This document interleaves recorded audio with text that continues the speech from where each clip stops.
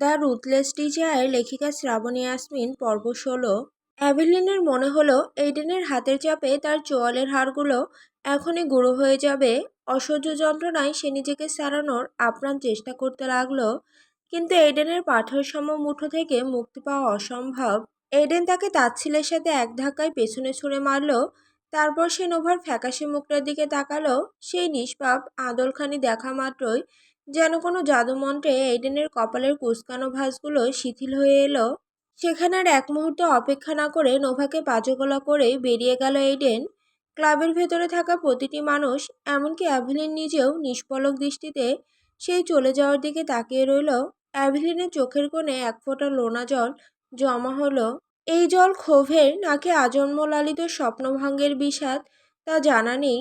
শুধু এইটুকুই জানে, বছরের পর বছর ধরে হৃদয়ের গহীনে বুনে আসা তার সকল রঙিন আকাঙ্ক্ষা এইডেনের এক ধাক্কায় আজ ধুলোয় মিশে গেছে। রাস্তায় ধুলো উড়িয়ে ক্ষিপ্ত গতিতে গাড়ি চালিয়ে যাচ্ছে এইডেন। পাহাড়ি আঁকাবাঁকা পথ বেয়ে সে কতদূর চলে এসেছে তার কোনো খেয়াল নেই। অবশেষে একটি জনমানবহীন উন্মুক্ত বিশাল রাস্তার শেষ প্রান্তে এসে সে সজোরে ব্রেক কষল। নোভার মাথাটা তখনও তার প্রশস্ত বুকের ওপর স্থির হয়ে আছে। এডেন বড় বড় নিঃশ্বাস ফেলে নিজেকে শান্ত করার চেষ্টা করলো। তার বারবার মনে হচ্ছিল অ্যাভেলিনকে এত সহজে ছেড়ে দেওয়াটা ঠিক হয়নি। তার কৃতকর্মের জন্য আরও কঠোর শাস্তি প্রাপ্য ছিল। এই চিন্তায় তার চোয়াল আবার শক্ত হয়ে উঠল। হঠাৎ জানালার খোলা কাচ দিয়ে এক দমকা হাওয়া ভেতরে এসে প্রবেশ করলো। সেই বাতাসে নোভার রেশমি চুলগুলো এলোমেলো হয়ে এডেনের মুখের উপর আছড়ে পড়ল। এডেন চোখ বুজে নিল। মুহূর্তে এক অদ্ভুত মায়াবী সুমিষ্ট সুবাস তার নাসিকারন্ধ্রে বেয়ে মস্তিষ্কের প্রতিটি কোষে গিয়ে আছড়ে পড়ল। এডেন আবার সেই ঘ্রাণটুকু বুক ভরে টেনে নিল। তার মাথার ভেতর যে দুশ্চিন্তার পাহাড় জমেছিল তা যেন নিমিষেই কর্পূরের মতো উবে গেল। সে পরম মমতায় নিজের মুখের ওপর থেকে চুলগুলো সরিয়ে নিল। নোভার শান্ত চেহারার দিকে তাকিয়ে তার মনে এক অদ্ভুত বাসনা জাগল, এক অবাধ্য আকর্ষণ। নিজের এমন পরিবর্তন দেখে সে নিজে বিস্মিত। সে খুব সন্তর্পণে নোভার একগুচ্ছ চুল হাতে নিল। নাকের কাছে নিয়ে দীর্ঘ এক নিঃশ্বাস টেনে নিল সে। অদ্ভুত মাদকতাময় সেই ঘ্রাণ। এডেন নিজের মুখ গুজে দিল নোভার চুলের গহীনে। মনে হলো পৃথিবীর কোনো পিছুটান নেই, কোনো শত্রু নেই, শুধু এক গভীর প্রশান্তি। কতক্ষণ সে ওভাবে বুঁদ হয়ে রইল তার কোনো হিসেব রইল না। তার ঘোর কাটল নোভার মৃদু নড়াচড়ায়। নোভার জ্ঞান ফিরছে ধীরে ধীরে। এইডেন দ্রুত নিজেকে সামলে নিয়ে মুখ সরিয়ে নিল। আকাশ ভেঙে চাঁদের আলো গাড়ির ভেতর প্রবেশ করে এক মায়াবী পরিবেশ তৈরি করেছে। নোভা খুব সাবধানে মাথা তুলে তাকাতেই বুঝতে পারল সে এইডেনের কোলের ওপর আসীন। চোখ তুলে তাকাতেই চার জোড়া চোখ এক হলো। এইডেন তখনও মোহবিষ্টের মতো নোভার দিকে তাকিয়ে। আবছা জ্যোৎস্নায় নোভার ফর্সা মুখখানা যেন এক জীবন্ত চীনামাটির পুতুল। তার ফোলা ফোলা গোলাপি ঠোঁটজোড়া এইডেনকে তীব্রভাবে নিজের দিকে টানছে। ঘোরের মাঝে এইডেন বড্ড নরম গলায় প্রশ্ন করল, চুলে কোন শ্যাম্পু ইউজ করো? এমন ভয়ঙ্কর এক পরিস্থিতির মাঝে এমন উদ্ভট প্রশ্ন শুনে নোভা আকাশ থেকে পড়ল। তার ভ্রুজোড়া কুঁচকে গেল। লোকটা কি পাগল হয়ে গেল? তাকে এখানে তুলে এনে এমন প্রশ্ন করার মানে কি? এডেন উত্তর না পেয়ে আবারও শান্তভাবে জিজ্ঞেস করল, বলছো না কেন কি শ্যাম্পু ব্যবহার করো চুলে? নোভা এবার বিরক্তিতে আর বিভ্রান্তিতে কপাল কুঁচকে সোজাসুজি উত্তর দিল, ঘোড়ার ডিম দেই। এডেনের ঠোঁটের কোণে সামান্য হাসি রেখা ফুটে উঠল। মেয়েটা নিতান্তই কাঁচা, বড্ড বেশি অবুঝ। সে হেসে উত্তর দিল, কোন ঘোড়া আবার ডিম দেয় শুনি? ঘোড়াটা কি তুমি নিজে নতুন করে আবিষ্কার করেছো? নোভার তর্কে জড়াতে চাইল না। সে ভ্রুকুচকে মুখ ফিরিয়ে নিয়ে জেদি গলায় বলল, হ্যাঁ আমি বানিয়েছি, আমি ওটার জননী। এডেন জানালার বাইরের অন্ধকারের দিকে তাকিয়ে কিছুক্ষণ মৃদু হাসল। তারপর নোভাকে একটু উত্ত্যক্ত করার জন্যই বলল, আমার হরমোন তো পিওর মানুষের বাচ্চা জন্ম নেওয়ার কথা, ঘোড়ার বাচ্চা হলো কি করে সেটা তো মাথায় ঢুকছে না। বিরক্তিতে নোভার কপাল কুঁচকে এলো, সাথে এক অজানা লজ্জা যেন তাকে জাপটে ধরল। সে এডেনের কোল থেকে নামার জন্য ছটফট করতে লাগলো, কিন্তু সে তো এক প্রকার বন্দী হয়ে আছে। এডেন তাকে দুপাশে পা দিয়ে নিজের ওপর বসিয়ে রেখেছে। নোভা ফিসফিস করে বলল, আমি নামবো? কোথায় যাবে? এডেনের গম্ভীর প্রশ্ন। নোভা নিরুত্তর। ক্লাবের সেই বীভৎস দৃশ্যটা এখনো তার চোখের পাতায় কাঁপছে। একটা মানুষ এতটা নির্দয় আর দানবীয় কি করে হতে পারে?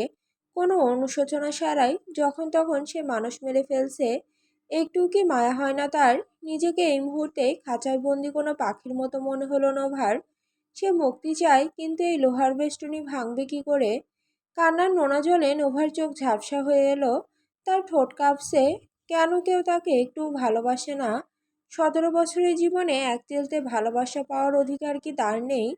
কান্নার তোড়ে তার নাকের ডগা আর চোখগুলো টকটকে লাল হয়ে উঠেছে।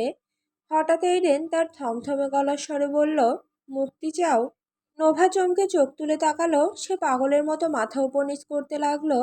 হ্যাঁ, সেই নরক থেকে মুক্তি চায়।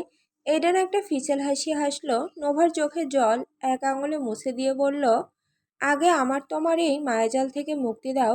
কথা দিচ্ছি এরপর তোমারও মুক্তি মিলবে। কথাটার গভীর অর্থ নোভার মাথায় ঢুকলো না। সে শুধু দেখলো লোকটা তার ফ্যাসফ্যাসে কান্না দেখে বিরক্ত হচ্ছে। হঠাৎই এইডেন হুঙ্কার দিয়ে উঠল, fucking man, just shut up. ধমক শুনে নোভা পাথরের মতো নিশ্চল হয়ে গেল। ঠিক সেই মুহূর্তে এইডেনের চোখ পড়ল নোভার ফর্সা গলার বাম দিকে থাকা ছোট এক লাল তিলের ওপর। সে মুগ্ধতা নিয়ে সেই তিলের ওপর নিজের আঙুল ছোঁয়ালো। নোভার সারা শরীর এক বিদ্যুৎ স্পষ্ট হওয়ার মতো কেঁপে উঠল। এইডেন আঙুল বোলাতে বোলাতে বলল, can I give a white hair? ভয়ে নোভার শরীর কুঁকড়ে গেল। সে আপ্রাণ চেষ্টা করলো নামার জন্য, কিন্তু এইডেনের পাথর সম শক্ত হাতের বাঁধন আলগা হলো না। এইডেন এবার কৌতুক করে বলল, চিংড়ির মতো লাফাচ্ছ কেন? ছাড়ুন আমাকে, নামান বলছি। নোভার কণ্ঠে আরতি। এইডেন কিছুক্ষণ তীক্ষ্ণ নজরে নোভার দিকে তাকিয়ে থেকে বলল, ফাইন, ছেড়ে দেব, তবে আমার একটা শর্ত মানতে হবে। নোভা কোনো মতে জিজ্ঞেস করল, কি কথা? এইডেন দাম্ভিকতার হাসি দিয়ে নোভার চোখের খুব কাছে মুখ এনে বলল, bite me like I am your. Nova স্তব্ধ হয়ে গেল। বাম হাত দিয়ে নিজের চোখ মুছল সে। কান্নার তোড়ে তার মুখমণ্ডল ফুলে উঠেছে। সে কিছুতেই পারবে না এই নিষ্ঠুর মানুষটার গায়ে নিজের ঠোঁট ছোঁয়াতে। তার নীরবতা এইডেনের ধৈর্যের বাঁধ ভেঙে দিল। সে অধৈর্য গলায় বলল, do fast sweetheart, I want to feel your soft lips on my neck. তোমার উষ্ণ নিঃশ্বাস আমার ঘাড়ে অনুভব করতে চাইছি আমি। নোহা দুপাশে মাথা নাড়তে লাগলো। আবার তার চোখ বেয়ে জল গড়িয়ে পড়ল। এইডেন এবার নোহার কোমর জাপটে ধরে তাকে নিজের উরুর আরো কাছে টেনে নিল। হিসিয়ে বলল, তুমি হয়তো জানো না লাভ বাইট কিভাবে দিতে হয়। তোমার এই দ্বিধা আমাকে পাগল করে দিচ্ছে। Let me show you how do give a love bite. কথাটা শেষ হওয়ার আগেই সে নোভার গলার সেই লাল তিলের ওপর নিজের মুখ গুজে দিল। যন্ত্রণায় নোভা মৃদু আর্তনাদ করে উঠল। সেই দিনের শার্টের কলারটা খামচে ধরলে শক্ত করে। ব্যথায় চোখ ফেটে জল বেরিয়ে এলো তার। কিন্তু এডেনের কোনো ভ্রুক্ষেপ নেই। সে নোভার নমনীয় চামড়ায় নিজের অধিকার বুঝিয়ে দিচ্ছে। মনে হচ্ছে নোভার শরীরের সমস্ত জীবনী শক্তি সে একাই শুষে নিচ্ছে। শহরের মূল ধমনী থেকে একটু ভেতরের এই রাস্তাটা দিনের বেলাতেও বেশ ছিমছাম থাকে। রাস্তার দুপাশে সারিবদ্ধ কৃষ্ণচূড়া আর ল্যাম্পপোস্টের হলুদ আলো মিলেমিশে এক অদ্ভুত শান্ত পরিবেশ তৈরি করে রেখেছে। তাহসিন তার ঘড়ির দিকে তাকালো। রাত 11টা বেজে 20। শীতের হালকা একটা আমেজ বাতাসে খেলা করছে, যা বেশ আনন্দদায়ক। হোস্টেল থেকে ফিরে পুরোনো এক বন্ধুর বাড়ি গিয়েছিল সে। আড্ডা কফি দিতে দিতে সময়টা যে এত দ্রুত গড়িয়ে যাবে সে ভাবতেই পারেনি। তাহসিনের পায়ে আরামদায়ক স্নিকার্স, তার চলার শব্দ নিঝুম রাস্তায় এক ধরনের ছন্দ তৈরি করেছে। ভাইয়া জানলে বকা দেবে ঠিকই, কিন্তু তাহসিনের মনে হচ্ছে এই নির্জনতাটা বেশ উপভোগ করছে। মাঝে মধ্যে দু একটা নেড়ি কুকুর রাস্তার কোণে কুকড়ে শুয়ে আছে। সব কিছুই স্বাভাবিক, ঠিক যেমনটা একটা সাধারণ রাতের হওয়া উচিত। কিন্তু মোড় ঘোরার ঠিক পরেই তাহসিনের মনে হলো বাতাসটা হুট করে একটু বেশি ঠান্ডা হয়ে গেছে। তার নিজের পায়ের ছন্দের বাইরেও আরও একটা শব্দ শোনা যাচ্ছে, খুব সূক্ষ্ম, যেন খুব খুব সাবধানে পা ফেলছে। তাহসিন একটু গতি বাড়ালো। পেছনে সেই অজানা শব্দটাও একটু দ্রুত হলো। সে ভাবলো হয়তো অন্য কোনো পথচারী, কিন্তু এই নির্জন গলিটাতে এখন অন্য কেউ থাকার কথা নয়। সে একবার পেছনে তাকালো। ল্যাম্পপোস্টের মরা আলোর নিচে রাস্তাটা জনশূন্য। কেউ নেই। তাহসিন বুক ভরে একটা নিঃশ্বাস নিল। ভয় পাওয়ার কিছু নেই, নিজেকে নিজে শান্ত করলো সে। কিন্তু আবার হাঁটতে শুরু করতেই শব্দটা ফিরে এলো। এবার শব্দটা অনেক বেশি ভারী, কোনো সাধারণ জুতো নয়। মনে হচ্ছে কেউ ভারী বুট পরে পিছু নিয়েছে। তাহসিনের কপালে বিন্দু বিন্দু ঘাম জমতে শুরু করলো। সে এবার প্রায় দৌড়াতে শুরু করলো। পেছনে সেই শব্দটাও দৌড়ে রূপান্তরিত হলো। শব্দটা ক্রমে কাছে আসতে আতঙ্কে তাহসিন একবার ঘাড় বাঁকিয়ে পেছনে তাকালো। এক মুহূর্তের জন্য তার রক্ত হিম হয়ে গেল। কুয়াশাচ্ছন্ন হলদেটে আলোর নিচে আবছা দেখা যাচ্ছে এক দীর্ঘকায় মানুষকে। তার শরীরটা লেদার জ্যাকেটে ঢাকা আর হাতে ধরা এক বিশাল ভারী বস্তু। লোকটা দৌড়াচ্ছে না, বরং এক ধরনের যান্ত্রিক ক্ষিপ্রতায় এগিয়ে আসছে। হাতে ধরা সেই বস্তুটির ওপর যখন ল্যাম্পপোস্টের আলো পড়ল, তাহসিন দেখল সেটা একটা কুড়াল। চকচকে ইস্পাতের ফলকটা চাঁদের আলোর মতো শীতল হয়ে হাসছে। তাহসিন চিৎকার করতে চাইল, কিন্তু গলার কাছে শব্দগুলো দলা পাকিয়ে গেল। সে পাগলের মতো দৌড়াচ্ছে আর সাহায্যের জন্য চেঁচাচ্ছে। নির্জন ঘরবাড়িগুলো যেন মুখ বুজে তার মৃত্যু দেখছে।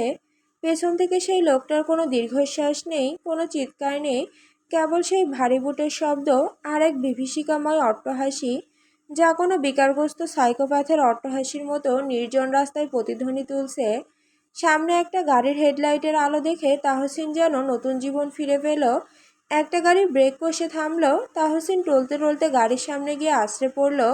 গাড়ি থেকে এক দম্পতি নেমে এলেন। ভদ্রলোকটি তাহসিনের আতঙ্কিত মুখ দেখে তাকে নিজের আড়ালে টেনে নিলেন। কি হয়েছে, কোনো সমস্যা? ভদ্রলোকটি শান্ত গলায় বললেন। তাহসিন হাঁপাতে হাঁপাতে বলল, ওই লোকটা আমাকে মেরে ফেলবে, আমাকে বাঁচান প্লিজ। লোকটা দূরে ছায়ের দিকে তাকিয়ে তাহসিনকে বললেন, আচ্ছা আচ্ছা, তুমি সাবধানে যাও, আমি দেখছি লোকটাকে। তিনি জানতেন না সামনে জমাট অন্ধকার থেকে কোনো সাধারণ চোর নয়, বরং এক মূর্ত নরপিশাচ বেরিয়ে আসছে। তিনি যখনই পকেট থেকে ফোন বের করে সাহায্যের জন্য পুলিশকে ফোন দিতে চাইলেন, ঘাতকটি কোনো সুযোগই দিল না। বিদ্যুৎ গতিতে কুড়ালটা শূন্যে একটা বৃত্ত তৈরি করে নিচে নেমে এলো। এক বীভৎস শব্দে হাড় আর মাংস আলাদা হয়ে গেল। ভদ্রলোকটির হাতের কবজিটা মুহূর্তের মধ্যেই শরীর থেকে বিচ্ছিন্ন হয়ে পিচঢালা রাস্তায় ছিটকে পড়ল। উত্তপ্ত রক্ত ফিনকি দিয়ে ছিটকে এলো ঘাতকের মুখে। তার চোখের মণি দুটোর কোনো নড়চড় হলো না। ভদ্রলোকের গগনবিদারী আর্তনাদ রাতের শান্তিকে ফালাফালা করে দিল। তার স্ত্রী যখন স্বামীর ওই রক্তাক্ত ছিন্ন ভিন্ন দশা দেখে আর্তনাদ করে গাড়ি থেকে নামলেন, ঘাতকটি তখন এক সেকেন্ডের জন্য স্থির হয়ে তার দিকে তাকালো। সেই চোখে কোনো উন্মাদনা নেই, কেবল এক অদ্ভুত শান্ত হিংস্রতা। সে বিনা বাক্য ব্যয়ে কুড়ালের ভারী কাঠের বার দিয়ে সজোরে আঘাত করল মহিলাটির ব্রহ্মতালুতে। খুলি ফাটার এক অমানসিক কর্কশ শব্দ হলো, আর মহিলাটি নিষ্প্রাণ মাংসপিণ্ডের মতো নিজের স্বামীর রক্তাক্ত শরীরের ওপরই আছড়ে পড়লেন। চারপাশে এখন কেবল তাজা রক্তের কটু সোঁদা গন্ধ। ঘাতকটি এবার হাঁটু গেড়ে বসলো লাশের পাশে। কুড়ালের ধারালো ফলা দিয়ে খুব যত্ন করে মহিলাটির কপালে গভীর আঁচড় কাটতে কাটতে এক বিকৃত সুরেলা কণ্ঠে গুনগুন করে গাইতে লাগলো, twinkle twinkle little bees, mind your own business you fucking sneeze. গাড়ির জানালার কাচের ওপর কপালে ঠেকিয়ে বাইরের অন্ধকারের দিকে তাকিয়ে আছে নোভা। তার এলোমেলো হয়ে থাকা সোনালি চুলগুলো গালের ওপর লেপ্টে থাকা লিপস্টিকের লাল দাগটাকে আড়াল করার বৃথা চেষ্টা করছে। গলার সেই তিলটার ওপর এখন একটা কালচে লাল ক্ষতের চিহ্ন। অসহ্য দপদপানি ব্যথা হচ্ছে সেখানে। নোভার নিজেকে ভীষণ নোংরা আর তুচ্ছ মনে হচ্ছে। বারবার মনে হচ্ছে এই শরীরটা আর তার নিজের নেই, এক দানবের নখরে ক্ষতবিক্ষত এক খেলনা মাত্র। বাইরে দাঁড়িয়ে এডেন সিগারেট টানছে। নিকোটিনের ধোঁয়াগুলো কুয়াশার মতো বাতাসে মিশে যাচ্ছে। তার পিঠের চওড়া অবয়বটা দেখে নোভা শিউরে উঠল। লোকটা কি মানুষ, নাকি কোনো প্রাচীন প্রতিহিংসার রক্ত মাংসের রূপ? কিছুক্ষণ পর সিগারেটের অবশিষ্টাংশ পায়ের নিচে পিষে দিয়ে গাড়িতে ফিরে এলো এডেন। তার হাতে দুটো বড় ব্যাগ। কোনো ভূমিকা ছাড়াই সে ব্যাগ দুটো নোভার কোলের ওপর ছুঁড়ে দিয়ে বরফ শীতল গলায় বলল, খেয়ে নাও। নোভা ব্যাগের ভিতর তাকিয়ে অবাক হলো। থরে থরে সাজানো বার্গার, চিজ স্যান্ডউইচ আর ড্রিঙ্কস। সে অস্ফুট স্বরে বলল, এত খাবার, এগুলো তো আমার মতো 5 জন মিলে খেতে পারবে। এডেন সিটে হেলান দিয়ে ঘাড় ঘুরিয়ে তাকালো। তার সেই তীক্ষ্ণ শিকারি দৃষ্টি নোভার চোখের মণি কাঁপিয়ে দিল। নোভা তড়িঘড়ি করে চোখ নামিয়ে নিল। এডেন নিজেই ব্যাগ থেকে খাবারগুলো বের করতে করতে বলল, সবটুকুই খাবে তুমি? তোমার ইমিউনিটি সিস্টেম একদম বাজে। সামান্য একটা বাইটেই যেভাবে ফ্যাকাশে হয়ে গিয়েছো, তাতে কাল সকালে অন্য কেউ তোমাকে দেখলে ভাববে সারা রাত তোমার ওপর দিয়ে আমি কোনো স্টিম রোলার চালিয়েছি। নোভার ফর্সা কান দুটো লজ্জায় আর অপমানে লাল হয়ে উঠল। সে মাথা নিচু করে খাবারের একটা প্যাকেট খুলল। এডেন এবার স্টিয়ারিং হুইলে আঙুল দিয়ে তালের শব্দ করতে করতে গম্ভীর হয়ে জিজ্ঞেস করলো, তোমার পেপারসগুলো দেখলাম, তোমার বয়স কি আসলেই 17? তুমি এখনো নাবালিকা? নোভা মুখ নিচু করে ছোট একটা ঢোক গিলে বলল, হুম। এডেন একটা দীর্ঘশ্বাস ছাড়লো, যা অনেকটা তপ্ত বাতাসের মতো শোনালো। সে নিজেকেই নিজে মনে মনে ধিক্কার দিল। একটা বাচ্চার উপর সে ওভাবে ঝাঁপিয়ে পড়েছিল। তার ভেতরের পাশবিক সত্তাটা হয়তো তৃপ্ত হয়েছিল, কিন্তু তার আভিজাত্যে যেন একটু ধাক্কা লাগলো। সে আবার প্রশ্ন করলো, 18 কবে হবে? নোভা মিনমিন করে উত্তর দিল, 3 নভেম্বর।